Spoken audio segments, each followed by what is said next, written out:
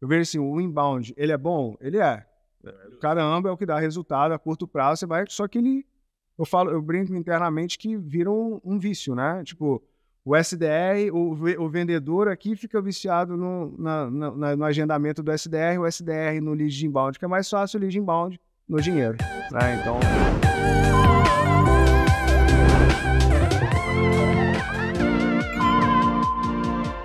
Acho que todo mundo já teve que passar por aquele momento onde está na hora de procurar um lugar para morar.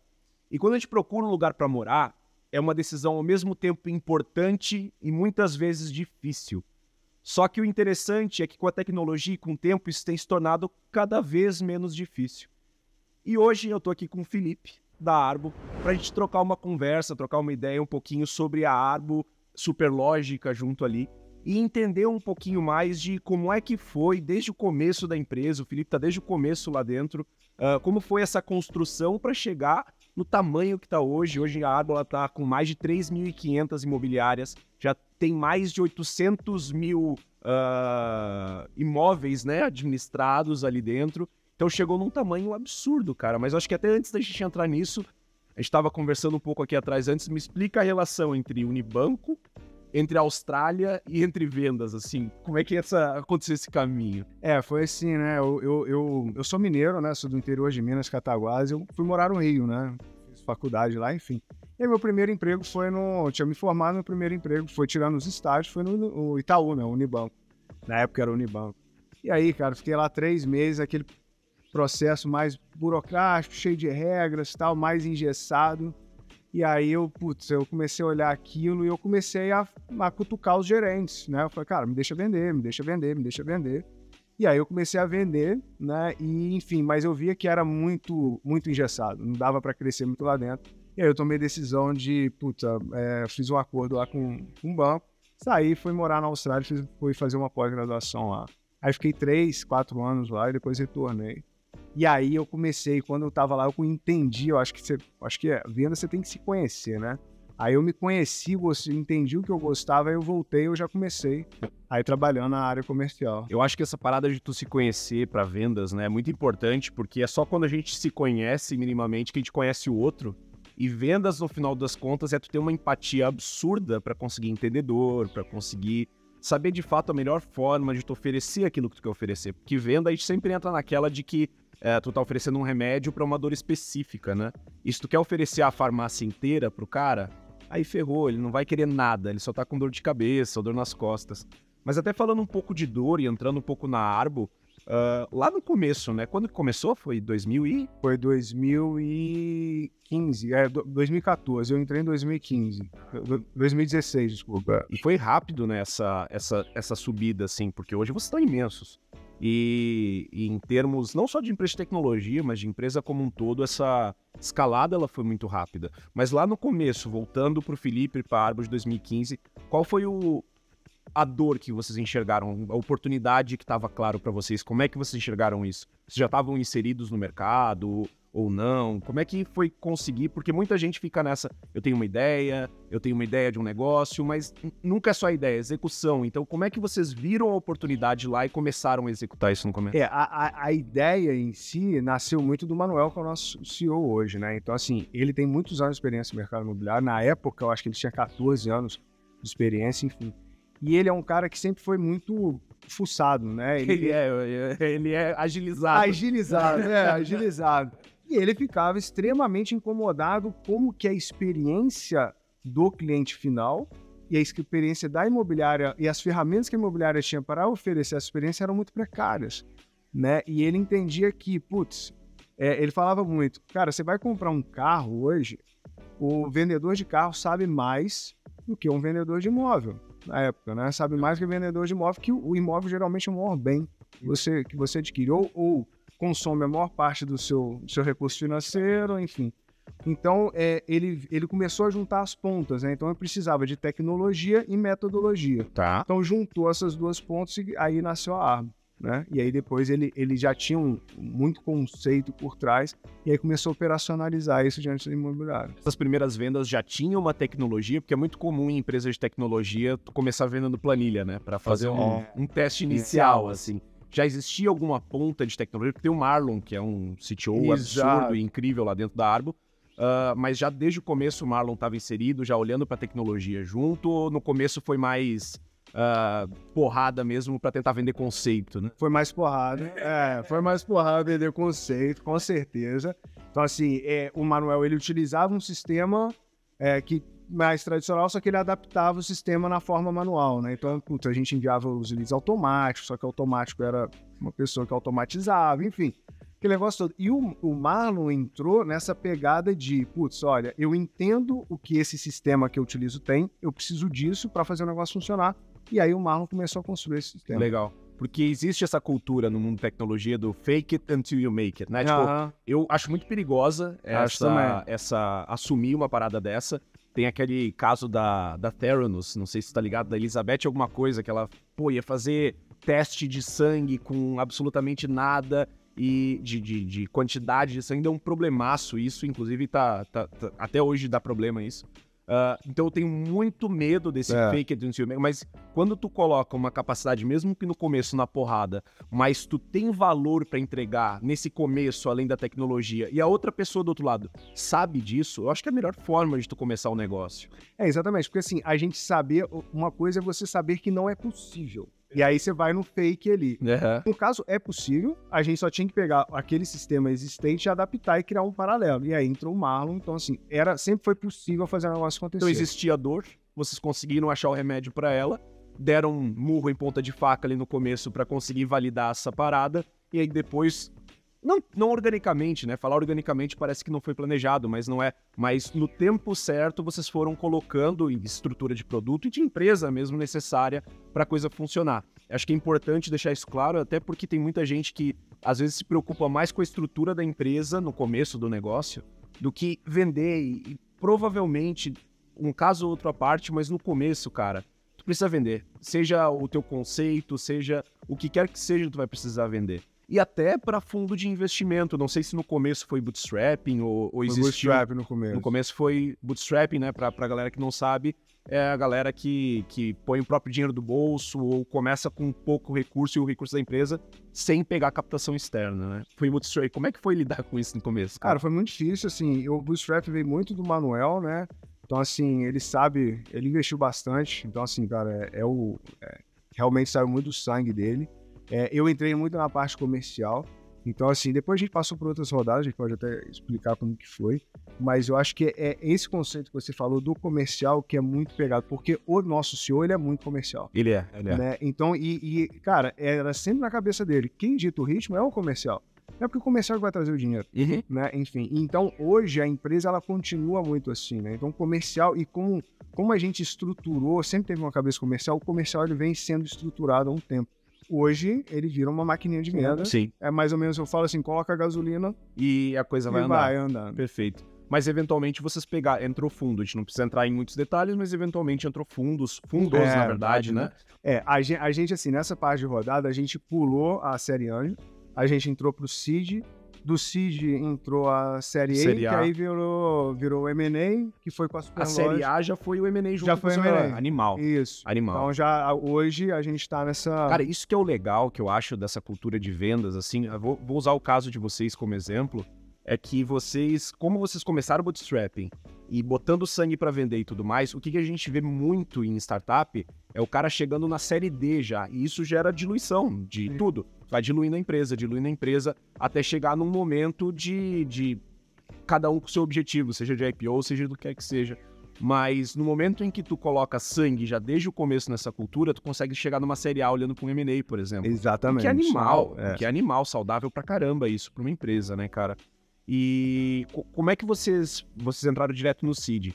O que sinalizou pro Manuel, pro Marlon, pra ti, que tava na hora de trazer conhecimento, dinheiro externo? Você estava olhando mais para dinheiro, mais para conhecimento, para conexão? O que virou essa chave, assim? A gente virou assim, o dinheiro chegou uma hora que secou. É isso. Tipo assim, E foi muito esse conceito, né? A gente, tipo assim, a gente tentou ser menos diluído possível, né? Ter uma diluição ali. Então a gente conseguiu segurar. Só que aí depois, na primeira rodada lá de seed, aí a gente teve que... Realmente foi falta de dinheiro. A gente fez um projeto para mais 2 anos. Enfim, para queima de caixa. Essa parada que tu falou da falta de dinheiro, acho que é até importante pontuar que às vezes as pessoas ficam meio, meu Deus, falta de dinheiro, mas é que é normal, não é que a empresa vai quebrar. É que falta dinheiro para tu investir e crescer muitas vezes. Para tu conseguir ir buscando e continuando fazendo o hustle, que a galera fala, né? Continuar tentando atingir uma nova parcela do mercado, uma nova entrega de produto, que a gente foi no Mosquite também, bootstrapping, até pouco tempo atrás, durante muitos anos. A gente foi crescendo bem. Só que em um mercado extremamente competitivo, chega uma hora que tu olha pro teu caixa e tu fala, tem dinheiro aqui. Só que ele não vai ser o suficiente para chegar nesse ponto aqui que eu quero chegar. Foi exatamente isso. Assim, dinheiro a gente tinha, porque o business estava rodando. Se paga. Capital de giro a gente tinha. Uhum. Assim, a falta de dinheiro não é que o business vai morrer, o negócio vai morrer, mas pra gente chegar onde que a gente quer, a gente precisaria de capital para crescer. Claro, então foi isso. E tem muita, agora, recentemente, no final agora do ano passado, em 2022, aconteceu aquele movimento, não sei se tu acompanhou, de downturn do mercado, onde, cara, simplesmente os fundos começaram a perceber que estava sendo trabalhado multiplicadores absurdos para investimento e agora está começando a voltar para a realidade. Muita gente está começando a ficar apavorada, tá rolando um monte de empresa que recentemente está quebrando, fazendo grandes layoffs e tudo mais por causa desse tipo de acontecimento. Isso também é muito interessante porque, não necessariamente no bom sentido, mas é que é o tipo de cultura que em bootstrapping, cara, se tu tem uma cultura inicial de bootstrapping, a chance de tu quebrar com um movimento desse é muito baixa, porque tu aprendeu a lição lá atrás, que tu tem que se pagar rápido, que tu não pode deixar um burnout, acontecer uma pista longa. Isso é muito legal, né? Te previne dessa quebra, né? Exatamente. Isso daí tá acontecendo bastante, né? Esses múltiplos aí de evaluation hoje não existe mais. A captação ficou mais delicada. Ficou mais restrita, né? Mais restrita. A gente via empresa que não era nem um pouco saudável, porque antes a métrica que o fundo olhava não era se tua empresa saudável, é o quanto tu pretende crescer. Exatamente. E aí tu podia falar qualquer número que o fundo gostava de quanto mais louco fosse esse número, melhor. Porque se tu falava um número realista, tu não tem sangue nos olhos. E se tu fala um número absurdo, é o que ele quer. Só que esse monte de empresa que fala números absurdos ou coisas que não são nem possíveis de entregar, geram esse tipo de reflexo no ecossistema como um todo, né? Aí sai a carta lá da Y Combinator, que é uma das maiores aceleradoras do mundo, mostrando aquele conteúdo lá, falando sobre, vamos começar a olhar para a saúde, a métrica boa agora é o quanto tu consegue ficar vivo. E, cara, no final do dia, startup é ser empresa, saca? No final do dia é isso, a startup ela tem que ser empresa o quanto antes, né? Com certeza. E a gente, assim, hoje... A gente já está numa pegada entre equilíbrio, crescimento, óbvio, tem que ter um crescimento agressivo, mas a gente agora tem que buscar o break-even, né? Para equilibrar a É difícil, né, cara? Porque quando tu começa a pegar uma estrutura muito grande, ir atrás desse break-even é sempre muito difícil, mas no final das contas a gente soluciona com vendas, né? Sim, exatamente. Tu vai precisar botar mais venda para dentro de casa. Vendas e eficiência, né? É isso, total. Vamos falar um pouquinho da máquina de vendas de vocês, então, assim, para eu entender. Eu acho que, primeiro de tudo, eu desconheço uma empresa, ou nunca conversei, pelo menos, com algum CEO ou head comercial, ou qualquer coisa que não tenha problema com lead. Todo mundo precisa gerar mais lead do que gera. Acho que esse é o básico. É básico. Acho que todo mundo parte daí. Para vocês, como é que funciona essa geração hoje? Porque hoje vocês têm, o que eu acho super interessante, é que é quase como uma batalha em 2 frontes, né? Porque tu tem que olhar para o usuário final, B2C, vamos chamar, né? É o usuário final que quer alugar, que quer comprar, tem esse tipo de interação. E tem as imobiliárias, tem o lado B2B da coisa. Então vocês têm uma batalha de 2 frontes ali, né? De 2 frontes para batalhar e sempre tem que crescer os 2 juntos. Como é que vocês trazem esses novos leads? Quais são os canais que vocês utilizam para B2C, para B2B, ao mesmo para os 2? Como é que funciona essa parada? O B2C a gente vai muito através de portais, o nosso portal também. O nosso site gera esse lead, a gente nos posiciona como portal que a gente não é o core da empresa. Uhum. E a gente trabalha com outros portais, a gente trabalha com parte de anúncios, por exemplo, Facebook, Instagram, a gente faz essa parte de geração também. O B2B, hoje o B2B a gente está olhando muito mais no detalhe ali, né? Então, assim, É que aí é muito a minha pegada, porque hoje eu toco um time comercial do B2B, né? Então a gente abre, o que a gente chama internamente de aquisições, são novos clientes. O B2C, a gente vende um produto que gera leads para o B2B, são os B2Cs. Enfim, hoje a gente vai muito inbound, né? E aí a gente estrutura um outbound. A gente já estruturou, está começando a rodar, mas ainda a gente precisa evoluir, porque eu vejo assim, o inbound, ele é bom? Ele é. Maravilhoso. Caramba, é o que dá resultado a curto prazo, você vai, só que eu brinco internamente que vira um vício, né? Tipo, o SDR, o vendedor aqui fica viciado no agendamento do SDR, o SDR no lead de inbound, que é mais fácil o lead inbound no dinheiro. Né? Então, e aí, no final das contas... você tem que colocar mais dinheiro para fazer a roda girar. E aí, essa estrutura de outbound que vocês estão criando agora, ela é de BDR mesmo, assim, a galera de pré-vendedores que gerando lista, ligando, tentando bater agenda, agendando pro vendedor, como é que funciona? A gente, assim, como a gente quer ter uma dependência menor do inbound, a gente tem uma série de estratégias. Então, até fluxo, processo de venda. Então, poxa, se um vendedor perde um lead, depois de tanto tempo ele é reaberto, cai para o SDR, enfim, tem todo um fluxo. Mas indo para o outbound, a gente já teve outbound field, que a gente chamou de a campo, só que aí entrou pandemia, entrou aquele rolo todo, morreu, não deu muito certo. Ali ficou, né? Ali ficou, então assim, foi bem... Enfim. Cara, a pandemia, desculpa de interromper isso, mas ela realmente foi um divisor de água pra muita coisa, né, cara? Porque a gente tava com um time, a gente tava com 3 pessoas já rodando e, puta, entrou a pandemia. E os caras, tipo assim, eu não quero ser recebido, não quero... Não vem aqui, né? Nem de máscara. Nem de máscara. Enfim, e aí hoje, como que a gente está estruturando? A gente está estruturando muito na parte de BDR, SDR, o time de pré-venda, né? Então, a gente, assim, hoje o nosso time de vendedores, ele já tem um fluxo, né? Então, a gente tem várias métricas de produtividade, mas a gente quer estruturar via SDR, via pré-atendimento. Legal. Então, fazer a parte de lista, fazer também a parte de ações via LinkedIn, enfim, uma série de ações que a gente está tomando.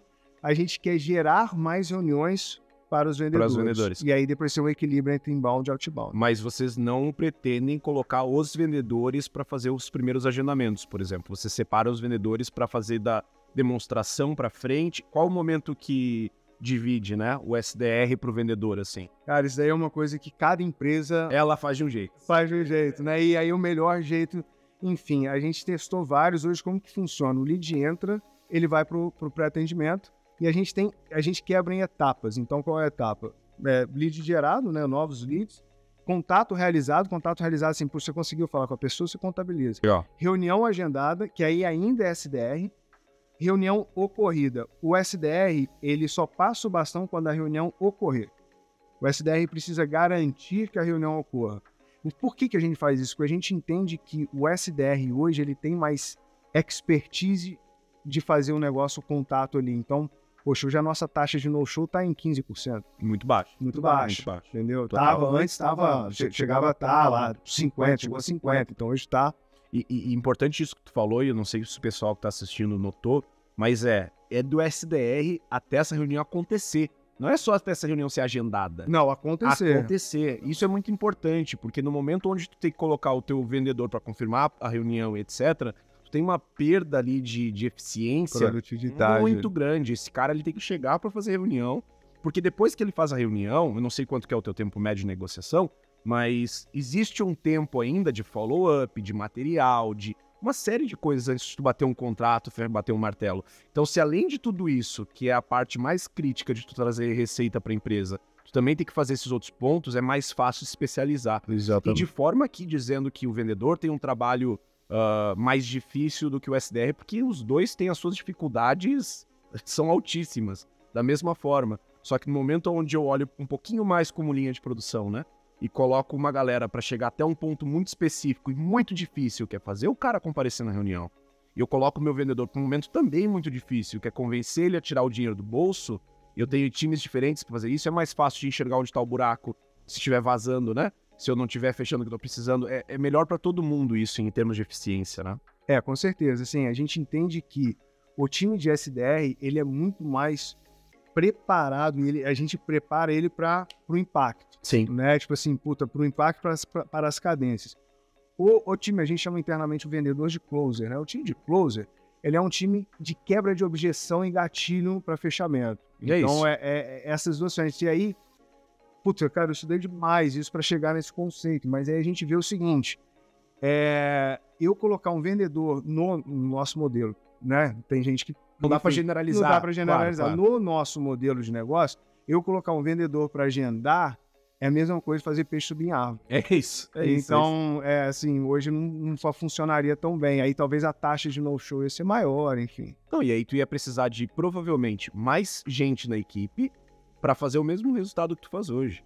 Então, assim, claro que tem modelos e modelos de negócio e tudo mais, mas hoje em dia, falando de tecnologia agora em específico, eu não consigo lembrar a última vez que eu conversei com uma empresa que não adota um modelo comercial. Claro, cada uma vai ter sua peculiaridade, mas é praticamente 100%, onde tem um pré-vendedor e um vendedor, ou uma pessoa anterior, um closer, ou um SDR closer. Aí cada um, claro, vai chamar da forma como culturalmente ali vai fazer mais sentido para eles, mas é porque já foi provado a eficiência disso, né? Já foi provado o quanto isso é valoroso. E não só isso, o quanto é difícil para empresas que fazem prospecção ativa e não contam com inbound. É muito normal quem está no começo fazer prospecção ativa, né? As primeiras vendas da Arbo, tenho certeza que não foi por inbound. Ô, louco. Eu molia tudo, cara. E eu que comecei a fazer, né? E isso que é o louco, porque tu começava a fazer e tu mesmo vai conseguir saber a diferença que é. Olha o tempo que é necessário investir para tu atrás do cara e marcar reunião e mais tempo para convencer. Quebra isso em 2, principalmente prospecção ativa, tem que quebrar isso em 2, né, cara? Tem que ir em 2 pessoas fazer isso.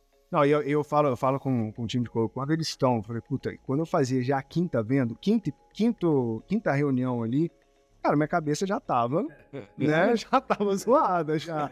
Então, assim, você tem que ter um tempo. Então, hoje, a gente entende o que é saudável para um closer ter, quantas reuniões dia, a gente entra tanto no micro, que a gente vê quantas ligações dia cada SDR precisa fazer para ter tantos agendamentos, para ter tantas reuniões por closer para ocorrer no dia, para a gente chegar na meta. No resultado que precisa. Com dias úteis, X dias úteis, a gente não Cara, falando em meta, tem um estudo que eu achei muito legal.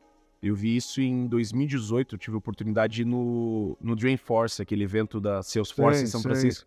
Um absurdo, gigante e tal. E eu tive numa palestra que foi muito legal, que ele falou, o palestrante, eu não lembro o nome dele agora, mas ele falou muito de meta piramidal e eu levei isso pra minha vida, assim. É um pouco do que tu tá falando. Ele fala da meta piramidal que é assim, ó, o número final, que é o que a gente quer, eu quero X vendas, ou X de MRR, ou tanto de faturamento, que é o número final, ele tá lá no topo da pirâmide. É aquilo lá, beleza. Só que existem outros segmentos abaixo, metade base da pirâmide, que é o que é a base? Esse cara tem internet, telefone, ele tem o computador, eu preciso garantir isso. O meio.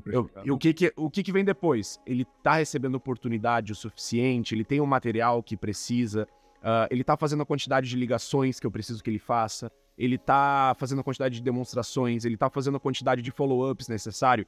Se ele tá fazendo de baixo para cima tudo certo, a tendência de eu não precisar cobrar meta por meta é muito alta. Se eu cobro os de baixo tá acontecendo. E os de baixo, eles são muito mais controláveis. Porque eu posso chegar pro meu SDR e falar assim, cara, chutando qualquer número, faz 40 ligações por dia pra mim, que eu não vou te cobrar meta, mas faz 40 boas ligações por dia que a gente vai chegar lá, por exemplo. É muito mais fácil de tu mostrar o caminho pra chegar lá do que falar assim, cara, eu preciso que tu faça 20 agendamentos. Dá o seu jeito. Dá teus pulos. Não é bem assim que funciona. Não é. E eu vejo muito gestor e tentando não ser ruim, mas maus gestores fazendo justamente o inverso. Tem que vender e acabou, dá teu jeito, corre atrás. Eu acho que o trabalho do gestor é ser o facilitador. Seja head, diretor, seja gerente, seja coordenador, não importa. É ser o facilitador, porque é de interesse de todo mundo que aquele número no final seja atingido. Até aí tudo bem. Então o que eu preciso entregar para que esse número seja atingido, né? Como fazer, né? Como chegar lá, perfeito, exatamente. Só uma pergunta interessante. Tá sendo cada vez mais comum, assim, nas empresas de tecnologia, a venda ela não morrer na venda, né? A venda ela vira praticamente um novo tipo de lead. Que agora eu preciso pegar esse cliente e eu preciso encaixar novas fontes de receita nele para conseguir crescer. Isso eu acho que é bem normal no estágio de uma empresa, até no ponto onde vocês estão, porque no começo não dá para fazer isso. No começo tu tem uma coisa para entregar e olha lá. É aquilo. E tu foca naquilo e vai naquilo.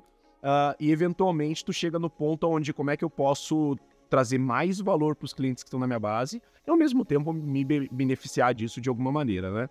Como é que foi esse andamento para vocês começaram focando em uma coisa? Hoje eu sei que vocês têm uma série de outros produtos, serviços atrelados. Como é que foi essa caminhada e qual foi o momento de virar essa chave para não vamos vender só isso aqui mais, só isso aqui, né? Como se não fosse suficiente, claro que é.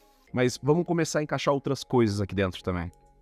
É assim, a gente sempre, o time comercial sempre vendeu um produto, por exemplo, no início da Arbo, agora a gente tem junto com a Superlógica RP, mas a gente vendia o CRM, e era o CRM, né? Não, assim, né? Não tinha, aí a gente começou a colocar outros produtos, só que quem vendia era o comercial de entrada, o comercial aquisições, que a gente chama interno, que é o cliente entrava. Então, o cliente entrava com 2 produtos, 3 produtos. E aí o que a gente entendeu? A experiência do cliente, ela não é tão fluida ali dentro. Porque, puta, ele comprou um produto aqui, comprou outro ali, enfim. Hoje eles continuam entrando com pacotes, mas a gente entende a necessidade do cliente. Então, poxa, o cliente, ele trabalha com venda e locação, poxa, faz muito sentido ele ter 2 produtos, né, para entender a dor dele, como a gente soluciona. E aí, o time de CS hoje é o que faz o cross-sell upsell. Legal. Lá existe uma divisão.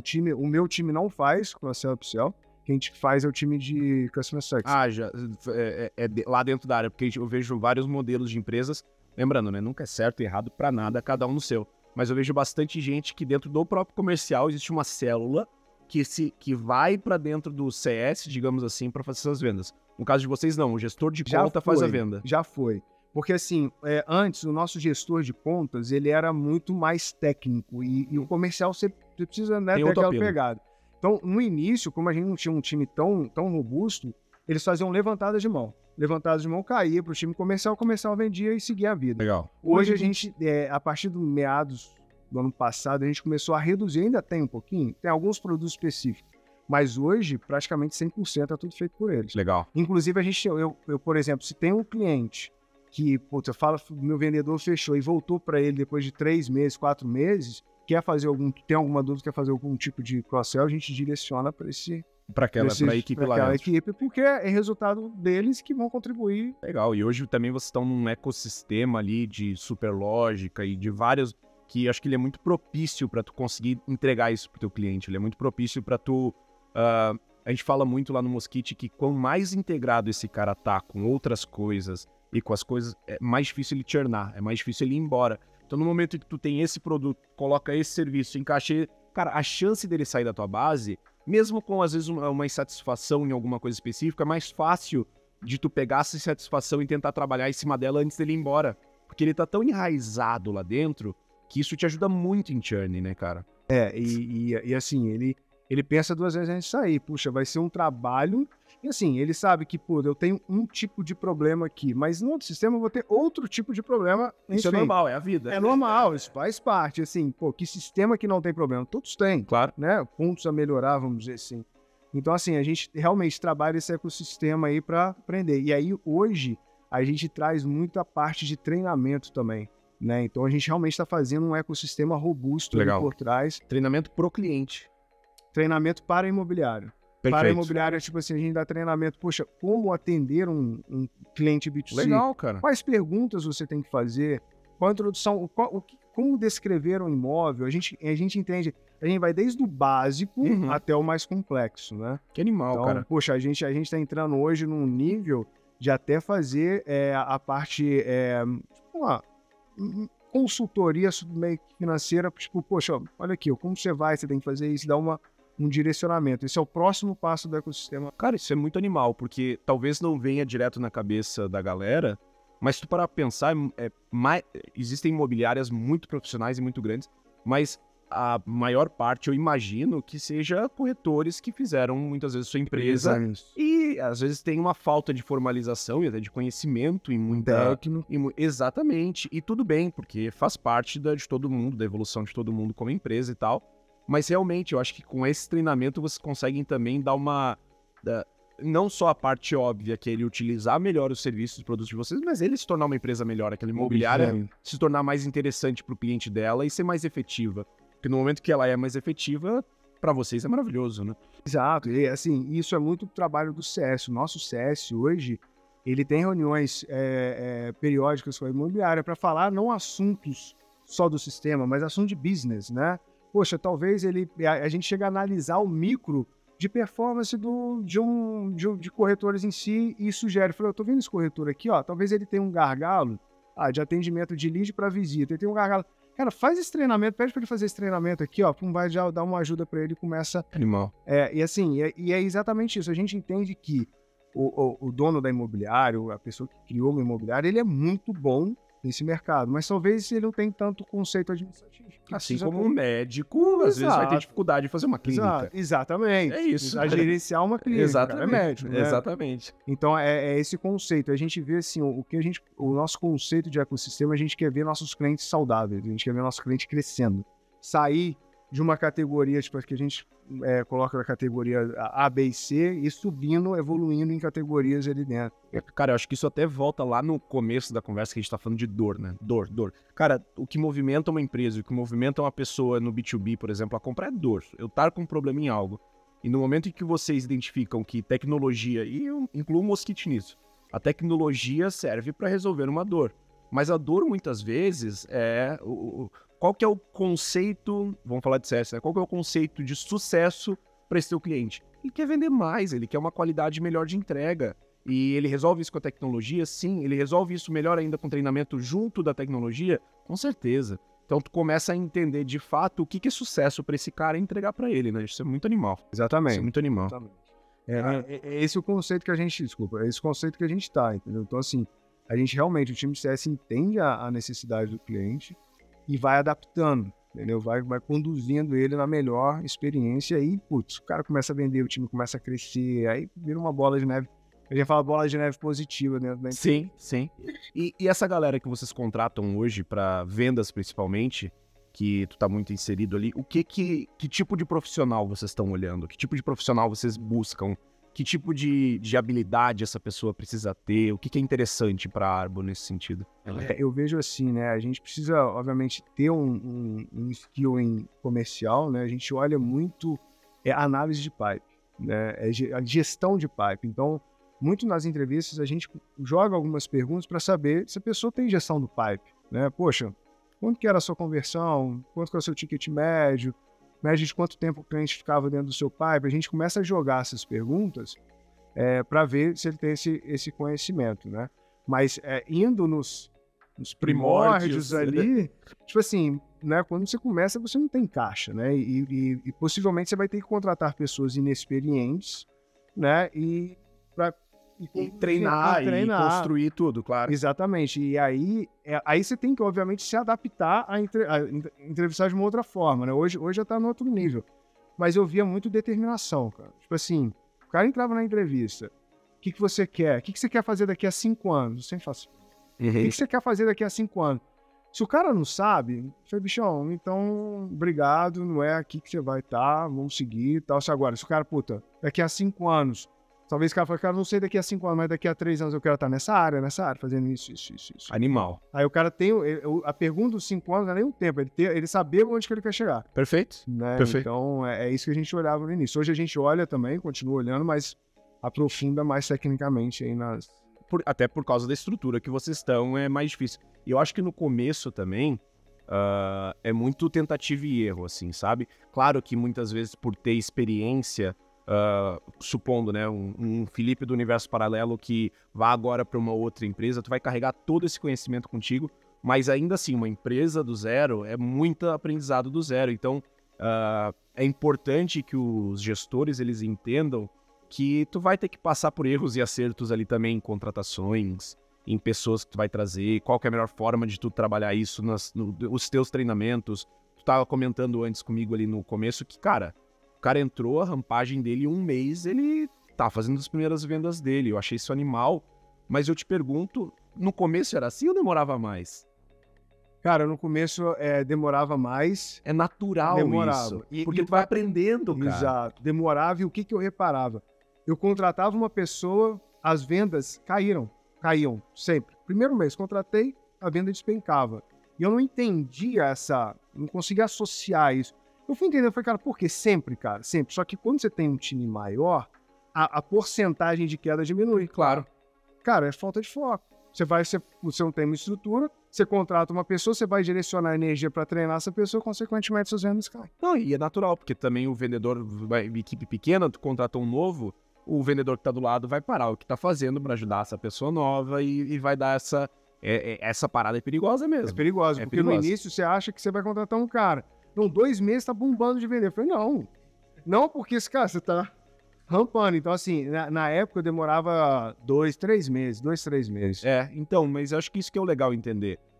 Eu acho que é importante a gente que tá nesse lugar e de fala pra muita gente que tá começando, hoje não tá começando, mas tá escutando a gente, é justamente que tem coisas que naturalmente tomam tempo. Tu não tem que ficar feliz por isso e nem aceitar. Tu tem que fazer o melhor de tudo pra entregar no menor tempo, na melhor qualidade, no que quer que seja. Mas no final do dia, tem coisas que vai errar, tem coisa que vai demorar, que no futuro tu vai melhorar, porque existe um caminho natural de amadurecimento das coisas, né? E da equipe, inclusive. E hoje, quantas pessoas tem lá dentro da estrutura comercial da Arbo, assim? No comercial, hoje a gente tá com 25 pessoas. E na empresa inteira? Na empresa a gente tá beirando os 300. Caraca. Quase 10% então da empresa hoje tá dentro de comercial. Comercial até foi maior, só que a gente enxugou, a gente fez uma análise de produtividade. Perfeito. Fizemos uma produtividade, então a gente ajustou a máquina. Hoje a gente consegue vender mais com menos. Mas isso é importante. É um processo. Mas e não diminui a importância porque é exatamente isso que a gente falou de produtividade. A empresa ela precisa ser muito produtiva, ainda mais no tempo que a gente está vivendo hoje. A empresa precisa... eu espero que acabe um pouco com essa visão de que se tinha até então que startup precisa ter puff, né? Precisa ter um ótimo lugar para as pessoas trabalharem. Com certeza. Um ambiente legal, um ótimo lugar que as pessoas são respeitadas, que as pessoas conseguem evoluir. Mas, cara, tu entrou pro jogo, precisa ser produtivo. Exatamente. De qualquer área, entrou numa empresa de tecnologia, entrou em qualquer empresa, não importa do que ela seja. Cara, tu precisa ser produtivo. Tu precisa... Porque no final do dia, se não for, todo mundo sai perdendo com isso. Acho que esse é o principal ponto ali. Com certeza. E até aproveitando esse embalo, falando de gestor e a importância de entender que precisa de tempo para algumas coisas, hoje, no momento que tu tá, da Arbo, e o próprio momento da Arbo mesmo, assim, olhando para trás, tu sente que faria alguma coisa diferente? Ou se tu conseguisse voltar no tempo para falar com o Felipe lá de trás, tu teria alguma coisa que tu falaria para ele, assim, cara? Eu acho assim, fazer diferente, hoje eu vejo porque eu construí, então precisei passar por aquelas dores para chegar, mas hoje eu talvez aceleraria o processo do comercial. Então assim, poxa, o que cada vendedor tem que fazer em cada etapa? Aquele to-do ali, o playbook que a gente tem interno, eu talvez aceleraria aquele playbook e ia construindo o processo em cima daquilo. Porque hoje o desafio é assim, a gente manter o padrão, né? Eu falo que é o seguinte, poxa, quando o Manuel, lá nosso CEO, vendia, ele, vendia a empresa dele. Depois, né, você vai perdendo por cadência. Depois, puxa, eu vendia, eu tava do lado dele, eu vendia super bem, mas, poxa, o Manuel vendia ele se vendia junto ali, era brilho, exatamente. É o dono da empresa, quem construiu, enfim, tem aquele amor todo, tem aquilo tudo. E aí você vai passando, aí passa pra mim. Aí, eu estruturei a máquina, eu vendia, comecei a vender bastante. Mas depois você vai perdendo. Então, assim, eu acho que o desafio hoje é manter o pitch, a gente chamou pitch matador, naquele padrão. Então, como padronizar? Então, eu acho que eu aceleraria essa padronização no início. Legal, cara, legal. E aqui agora tem algumas perguntas que a gente fez pra galera, que eu acho que seria legal a gente trazer. Perguntas até interessantes aqui. Uma delas assim, ó. Tô começando o meu negócio e não sou o melhor vendedor. Como é que eu faço para encontrar o meu primeiro Felipe? Então, assim, como é que isso é bem comum, né, cara? Tipo assim, o cara começa um negócio, não necessariamente ele é mega comercial, comunicativo, e fica nessa busca infinita do primeiro vendedor que vai se tornar a pessoa que vai acompanhar e fazer aquilo, assim. Como é que se encontra essa pessoa, né? Eu tô perguntando, eu pensando como o Manuel me encontrou com a cara, né? Eu acho assim, cada um tem um skill, né? Então, talvez o cara tenha um skill muito administrativo. Eu acho que o comercial, primeiro, você tem que se relacionar, né? Eu acho que, além do LinkedIn, você tem que, poxa, ir em eventos, conhecer pessoas, fazer a roda girar ali para ver quem que é essa pessoa, né? E, poxa, se for uma pessoa que se acredita mesmo que faça o negócio acontecer, nessa parte, talvez até oferecer uma parte de vesting para ele. Perfeito. Que foi meu caso, Perfeito, né? Então, assim, eu entrei meio que nessa pegada. Mas o Manuel me descobriu no LinkedIn, cara. E sabe o que é o mais louco? Falando agora para a pessoa que está do outro lado, como é que eu encontro a pessoa que já está com o projeto? Eu sou um ótimo vendedor e quero participar disso. Acho que uma sugestão muito importante para mim é esteja presente, seja o melhor vendedor da sua empresa. Evolua o melhor onde tu tá, porque evoluindo da melhor forma onde tu tá, tu vai vender um dia para algum cliente que vai falar assim, cara, vem cá, como é que eu faço para tu ser meu sócio? Como é que eu faço para tu te botar nesse projeto? Esse tipo de coisa acontece. Quando tu consegue se destacar, não é sempre, não dá para dizer que é certeza, mas existe uma chance muito maior de tu ser visto para fazer o inverso agora, né? Não só o Manuel buscando o Felipe, mas o Felipe buscando o Manuel ali também, né, cara?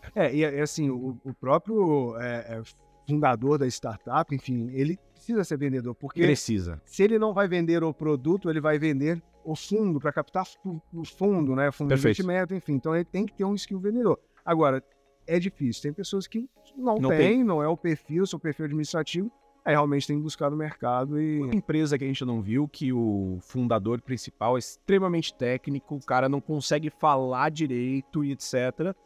E deu certo, mas ele precisou de alguém com habilidade de comunicação junto, porque senão não adianta. Tu pode ser a pessoa mais inteligente, a mais capaz no que tu faz, mas se tu não consegue vender isso de alguma forma, não vai pra frente. E assim, e não tem certo e errado, né? Tem seu skill, você é bom nisso. Então, pô, você é ruim nisso, você melhora.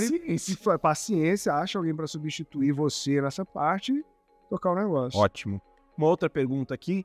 Como vocês lidam com a concorrência no mercado? Uma boa pergunta, porque eu imagino que existam muitos players no mercado de vocês e deve ser super difícil, né? É difícil e tem players bem robustos, né? Com anos de mercado. A Aba vai fazendo 5 anos, 5, 6 anos de mercado. Tem empresa de 20 anos. Exato.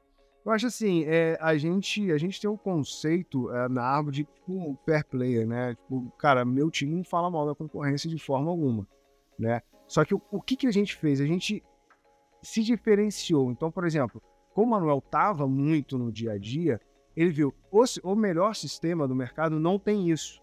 Eu tenho isso. Então, a gente vê que a gente se diferenciou. Os sistemas, eles eram muito voltados para o administrativo. Né? Você fazer a gestão ali. O nosso sistema, ele nasceu para o comercial. Legal. Então, o nosso skill cara, eu sou extremamente comercial. Eu me diferencio disso. Você precisa se diferenciar em alguma coisa. E aí você começa a pegar clientes que querem se diferenciar no comercial. Então a gente começou a ganhar mercado desse tipo. E aí depois vira história, né? Porque um vai falando com o outro e a coisa exatamente. Aí começa a virar história. Aí você começa a entender, poxa, seu sistema você precisa melhorar aqui, porque ele precisa ter um administrativo melhor. A gente vai moldando. Legal, ótimo. Outra que chegou aqui, como vocês decidem quais canais de marketing e vendas são mais eficazes para o seu negócio? Cara, isso daí a gente tem um time de marketing, um time de marketing bem robusto. E assim, cara, os caras fazem teste AB, velho. Teste AB... A dar com pau. Assim, é uma coisa surreal. 120 testes aí, cara, por mês. É uma coisa assim, surreal. Então, o que eles fazem? Faz o teste, performou, não performou, tira, faz outro teste. Aí os que estão ficando, os que estão performando, vai ficando e vai ajustando. Então, vai assim, consolidando. Vai consolidando. Teste AB. O marketing faz muito teste AB. Legal. Teste AB. Então, no final do dia, mas acho que para venda funciona da mesma forma. Em vendas é mais delicado, porque diferente de marketing, acho que envolve muito pessoas, porque marketing tu tá lidando com muitas tecnologias diferentes, né? De como essa landing page vai ficar mais fácil de converter, ou esse anúncio, como que vai ser... Tem isso. Tem um direcionamento. A gente faz a campanha. O que a gente está focando muito também é webinar. Perfeito. Isso daí, blog. Então a gente também escreve bastante, porque você vai começando a gerar conteúdo ali para... E se estabelecendo ali de onde tu tá. Exato. Lá no Mosquite, em vendas, hoje a gente tá mais consolidado em relação às mudanças que a gente fez, mas eu lembro que a gente fazia muito teste, mas a gente sempre escolheu fazer, em vendas específico, um teste de cada vez. Vamos mudar tal coisa? Vamos, mas isola todo o resto. Porque se isso der certo, a gente sabe o motivo que deu certo.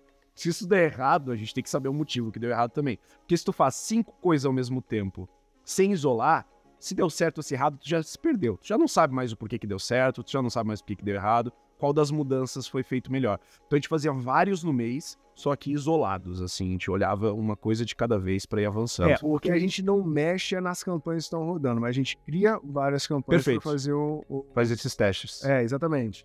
E assim, e o Mosquite é muita referência nessa parte, não só disso, mas a parte de conteúdo de vocês é muito forte, né? Então, a gente sempre se esforçou muito nisso, assim. A gente sempre tentou entregar uma qualidade muito grande em vídeo, em texto, e acabou se tornando nossa identidade, assim. Parte da nossa identidade acabou ficando em volta disso. Cara, e você sabe, assim, que eu nem comentei, mas o Mosquite me ajudou muito a criar o time comercial. Legal. Porque eu utilizava o sistema de vocês e, assim, putz, eu falei, cara, eu preciso fazer isso. E aí vocês têm consultores muito, muito bons ali. Ele falou assim, cara, putz, faz isso daqui, o cliente faz assim, ele estruturava o negócio pra gente. Isso é muito legal, né, cara? Porque existem atalhos, né?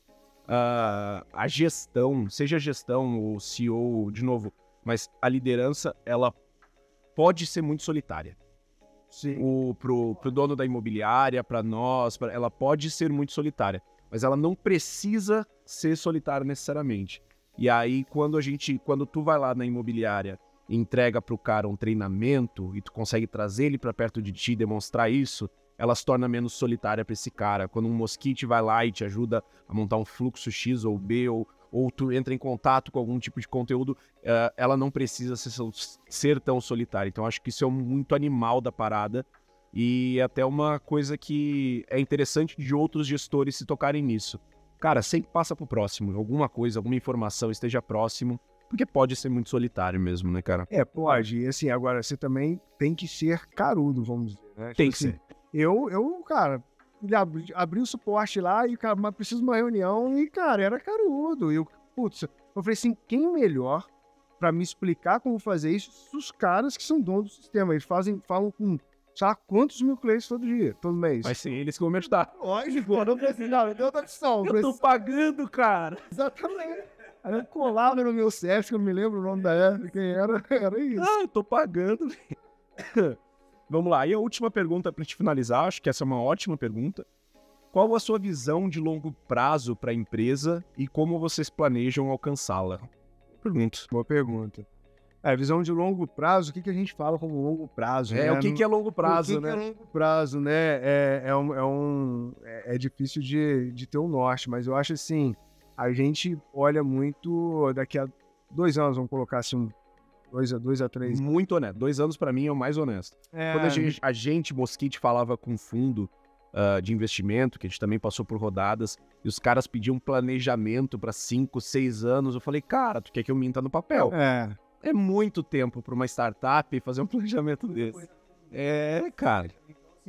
Falando no espaço de 2 anos, a gente quer ir muito profundamente nessa parte de ecossistema. Legal. Né? Então, assim, a gente quer realmente espalhar, fazer uma corrente do bem ali com as pessoas que estão utilizando o nosso sistema, tanto o CRM quanto o RP, para a gente realmente, cara, a gente quer ver o desafio hoje da Arma Superlógica é ver os nossos clientes brilhando. Legal. Né? E assim, criar um ecossistema onde a gente consegue tirar a imobiliária de um faturamento X para Y, a gente conseguir com isso também, obviamente, crescer, colocar outros produtos, como colocar um seguro fiança, algum tipo de produto ali, mais na parte financeira também. Então, isso que a gente tá direcionando.